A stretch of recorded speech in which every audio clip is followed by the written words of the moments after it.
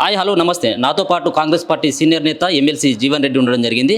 మరికొన్ని విషయాలు కూడా అడిగి తెలుసుకునేటువంటి ప్రయత్నం అయితే చేద్దాం. సార్, రానున్నటువంటి ఎన్నికల్లో ఎక్కడి నుంచి మీరు ఎంపీగా పోటీ చేయబోతా ఉన్నారు? అంటే పార్టీ ఆలోచన నిర్ణయం ఏ విధంగా ఉంటే ఆ విధంగా ఉంటుంది బాబు. ఇప్పుడు నేను గతంలో ఏదైతుందో కరీంనగర్ పార్లమెంట్ నుండి 2 పర్యాలు పోటీ చేయడం జరిగింది అప్పటి పరిస్థితులలో. అప్పటి కరీంనగర్ పార్లమెంట్ ఇప్పుడు 2 నియోజకవర్గాలలో విడిపోవడం జరిగింది. ఒకటి కరీంనగర్లో 5 సెగ్మెంట్లు ఉంటే 2 సెగ్మెంట్లు నిజామాబాద్లో వచ్చినాయి. అందులో నేను ప్రాతినిధ్యం వహించిన జగిత్యాల కానీ పక్కనున్న కొరుట్లే కానీ నిజామాబాద్లో ఉన్నాయి. కాబట్టి మరి పార్టీ నిర్ణయం ఏ విధంగా ఉంటే దానికి అనుగుణంగా నేను ముందుకు పోవడం ఉంటుంది. పార్టీ నుంచి ఏమైనా హామీ లభించిందా మీకు? నేనే పార్టీ నుండి అటువంటి ఒక ఇంతవరకు డిస్కషన్స్ అవుతున్నాయి. కాసేపటి క్రితం కేటీఆర్ కూడా కొన్ని వ్యాఖ్యలు కూడా చేయడం జరిగింది. కాళేశ్వరం పైన కాంగ్రెస్ పార్టీ కుట్రలను బయటపెట్టి అసలైనటువంటి వాస్తవాలను ప్రజలకు తెలిపేందుకు మార్చి 1వ తారీఖున చలో మేడిగడ్డ అన్నటువంటి కార్యక్రమాన్ని తీసుకోవడం జరిగింది. దీని పట్ల మీ అభిప్రాయం? సంతోషం. ఇప్పటికైనా గుర్తుకొచ్చింది నీకు. నీ నిర్వాహకం ఏదైతుందో అది నువ్వే చెప్పినావు కదనే, కుండ పలిగింది పలగచ్చింది ఏముంది అందులో అని చెప్పని. ఆ పలుగు చూస్తూ అనుభూతుండి అలా ఈ పలుగు ఆయన ఇవ్వాలగా చూసేది. కేసీఆర్ ముఖ్యమంత్రిగా ఉండగా చూడవలసింది. అసలు ఈ పలుగు ఇవ్వాల రాలే. కాళేశ్వరం మేడిగడ్డ బ్యారేజ్ పలుగు అనేది ఏదైతుందో, బ్యారేజ్ నిర్రలు కొట్టింది ఏదైతుందో కృంగిపోయింది ఇవ్వాల కాదు. కేసీఆర్ గారు ముఖ్యమంత్రి ఉండగా కృంగిపోయింది. ఆనాడు విజిట్ చేయాల్సిన బాధ్యత ఆయనపై ఉండే, హరీశ్రావు గారిపై ఉండే, కేటీఆర్ గారిపై ఉండే. ఎవ్వరు కూడా ముఖం చెల్లలేదు. ఇక్కడ పోయి చూస్తే ఎక్కడ ప్రచారంలోకి వస్తుందో వాళ్ళ బండారం బయటపడుతుందని చెప్పని కప్పిపుచ్చే ప్రయత్నం చేసిండ్రు. ఇవాళ ఇవన్నీ బయటకు వచ్చేసినాయి. ఇలా కాంగ్రెస్ పార్టీ ఏదైతుందో ఇలా మేడిగడ్డ బ్యారేజ్ అది ఏ విధంగా కృంగిపోయింది, దాని వైఫల్యాలు ఏంటి, అసలు సాంకేతిక లోపం ఏంటి, డిజైన్ లోపం ఏంటి, నిర్మాణ లోపం ఏంటి, నిర్వహణ లోపం ఏంటి, ఇవన్నీ కూడా వెలికి తీయడం జరిగింది. ఇప్పుడు విచారణ చేపట్టడం జరుగుతున్న తరుణం లోపల ఏదైతుందో సరే అసలు మరి ఆయన ఈ విధంగా కప్పిపుచ్చుకోవాలి, డిఫెన్స్ ఎస్టాబ్లిష్ చేసుకోవాలి కదా, ఆయన డిఫెన్స్ ఎస్టాబ్లిష్ చేసుకోవాలి కదా, దాని కొరకు పోతుండు.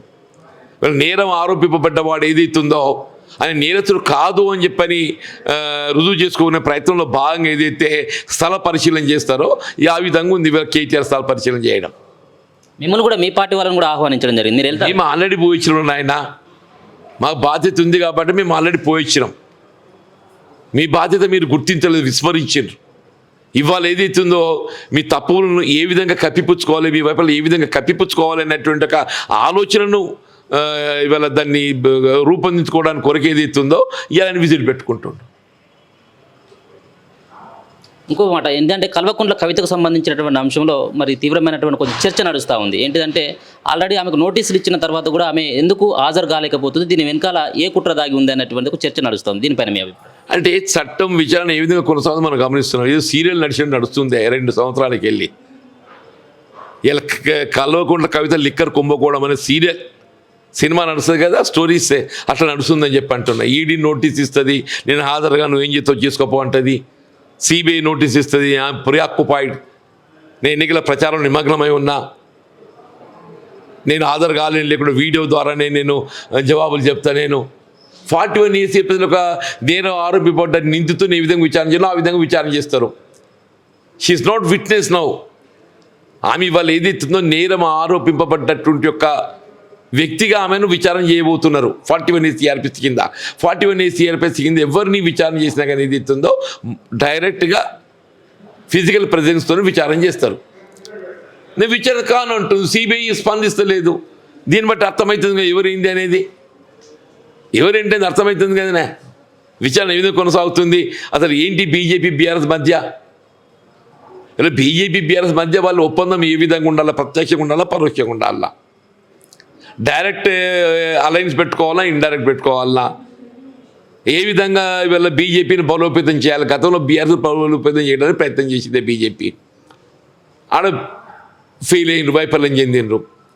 ఇప్పుడు బీజేపీని బలోపేతం చేయాలి. ఏ విధంగా బీజేపీని బలోపేతం చేయాలి, ఇదంతా ఏంటి ఇప్పుడు ఆలోచన అంటే బీజేపీని ఏ విధంగా బలోపేతం చేయాలనే ఒక ఆలోచన ప్రక్రియలో భాగంగా ఇవాళ అటు మోడీ గారు, కేసీఆర్ గారి ఆలోచన ఏదైతుందో కొనసాగుతుందని చెప్పి అంటున్నాను. అందులో ఇప్పుడు కవిత గారు పాత్రధారి. రానున్నటువంటి పార్లమెంట్ ఎన్నికల్లో మీ పార్టీ నుంచి ఎన్ని సీట్లు రావచ్చు, అంతేకాకుండా రాహుల్ గాంధీ గారు ఇక్కడ నుంచి తెలంగాణ నుంచి పోటీ చేయబోతున్నారు అన్నట్టు వార్తలు వస్తున్నాయి. దీంట్లో నిజం ఎంత? అంటే మా లక్ష్యం మీద 17 గెలవాలి. 17 టార్గెట్స్తో ముందుకు పోతున్నాం. We're confident also. సరే ఏదో సీట్ అటో ఇటో అయితే చెప్పలేము దాన్ని. రాహుల్ గాంధీ గారు తెలంగాణ రాష్ట్రంకి వెళ్ళి పోటీ చేయాలనేటువంటి ఒక ఆలోచన కాంగ్రెస్ పార్టీకి ఉన్నది. అసలు వాస్తవంగా సోనియా గాంధీ గారు పోటీ చేస్తే బాగుంటుందనేటువంటి ఒక భావన కలిగి ఉండి ఉంటే ఇప్పుడు ఆమెకున్నటువంటి ఒక వయసు ఆరోగ్య రీత్యా ఏదైతుందో షీఈస్ నాట్ ప్రిఫరింగ్. ఆమె ప్రత్యక్ష ఎన్నికల్లో పాల్గొనకుండా రాజ్యసభ ఎన్నికకు అవకాశం పొందింది. ఇలా ఆల్టర్నేట్గా రాహుల్ గాంధీ గారు పోటీ చేస్తే బాగుంటుందనే తలంపు కాంగ్రెస్ పార్టీ అధిష్టానం చేస్తుంది. అంటే ముఖ్యంగా ప్రదేశ్ కాంగ్రెస్ ఆలోచన చేస్తుంది. దానికి అనుగుణంగా విజ్ఞప్తి చేయడం జరిగింది. ఐ థింక్ ఈ మే టేక్ పాజిటివ్ డిసిషన్. మీ పార్టీకి సంబంధించినటువంటి ఇన్ఛార్జి దీపాదాస్ మున్షి గారు మరి ఆమె పైన కొన్ని ఆరోపణలు చేయడం జరిగింది. బీజేపీ పార్టీకి సంబంధించినటువంటి వాళ్ళు కార్లు తీసుకొని టికెట్లు అమ్ముకుంటుంది అన్నటువంటి కొన్ని వ్యాఖ్యలు చేయడం జరిగింది. దీనిపైన బీజేపీ ఏం మాట్లాడుతూ వాళ్ళకి తెలియదు. ఎవరు రెచ్చగొట్టి మాట్లాడడం వాళ్ళకి అలవాటు అయిపోయింది, రెచ్చగొట్టి మాట్లాడటం. దీపాదాస్ మున్షి గారి యొక్క చరిత్ర తెలుసా అసలు వీళ్ళకు? ఆమె రాజకీయ చరిత్ర, ఆమె రాజకీయ అనుభవం తెలుసా? ఆమె వచ్చిన కుటుంబ నేపథ్యం తెలుసా వీళ్ళకు? ఇప్పుడు పెంచగల ఇయ్యాలు ఎక్కలేదు.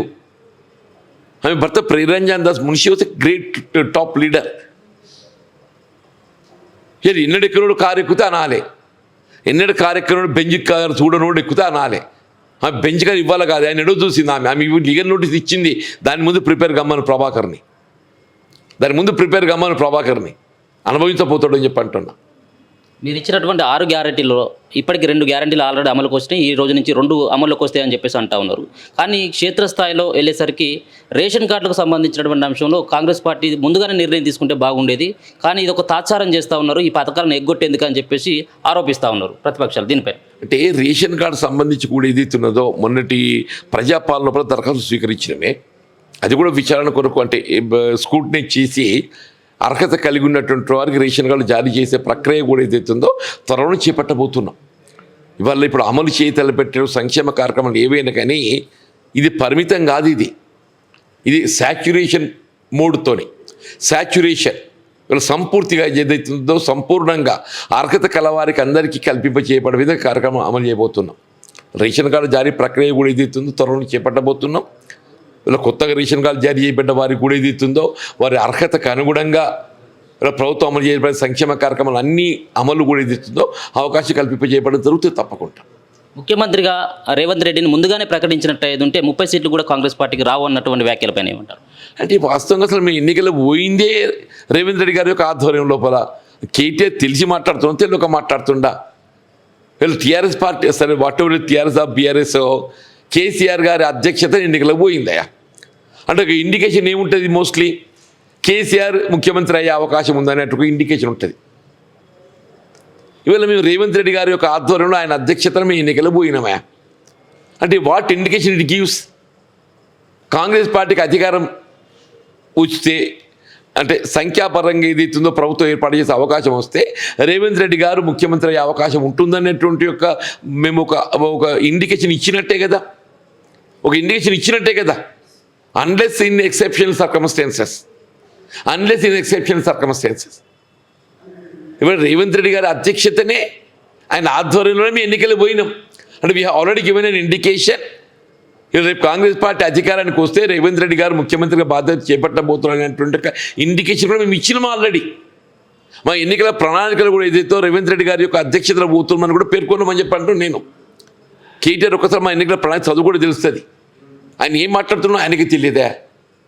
ఇవాళ ఒకసారి ప్రతిపక్ష పార్టీ సభ్యులు కొంత ఆలోచన పరిజ్ఞానం పెరుగుతుందని చెప్పి అనుకుంటా, ఈయనకు తరుగుతుంది. అధికారి కోల్పోయినాక ఏం మాట్లాడదు అని తోస్తలేదు. కాళేశ్వరం ప్రాజెక్టులో పెద్ద ఎత్తున అవినీతి జరిగిందని చెప్పేసి పదే ఆరోపించినటువంటి మీరు మరి కేసీఆర్ను కానీ దాంట్లో ఉన్నటువంటి బాధ్యులపైన ఎలాంటి చర్యలకు ఇప్పటి వరకు పూనుకోలేదు. ఇదంతా కూడా కేవలం డ్రామా మాత్రమే అన్నటువంటి వ్యాఖ్యలు బీజేపీ చేస్తుంది. ఏదైనా విచారణతోనే చర్యలు తీసుకోవడం జరుగుతుంది. ఇవాళ విచారణ ప్రోగ్రెస్లో ఉన్నది. ఈ విచారణ పూర్తయిన తదుపరి మాత్రమే చర్యలకు ఉపక్రమించడం జరుగుతుంది. విచారణ లేకుండా, విచారణ పూర్తి కాకుండా ఎవరిపై చర్యలు తీసుకునే అవకాశం ఉండదు. తప్పకుండా KCR is liable for prosecution. KCR ఏదైతుందో నిందితుడిగా ఆరోపింపబడ్డాడు, తప్పకుండా ఆయనపై చర్యలు ఉంటాయి.